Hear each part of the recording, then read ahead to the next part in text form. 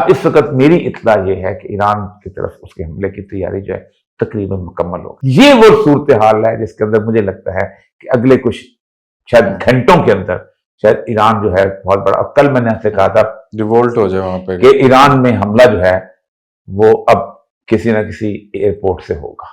अच्छा। अब अगर तो यूएई एयरपोर्ट देता है, बहरीन एयरपोर्ट देता है, पाकिस्तान एयरपोर्ट देता है, क्योंकि ऊपर Tajikistan, Uzbekistan, Kyrgyzstan, Kazakhstan, Afghanistan से तो उसको एयरपोर्ट नहीं मिलता।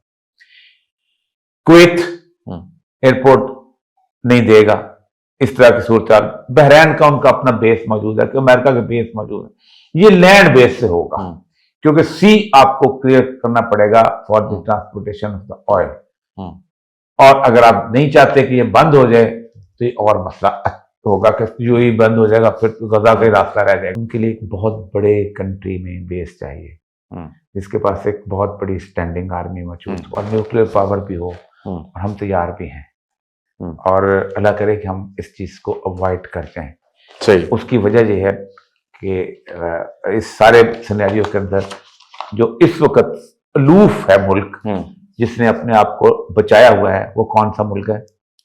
भारत। अगर वो खामोश भी रहे तो मुसलमानों की तबाही का तमाशा देख सकता है।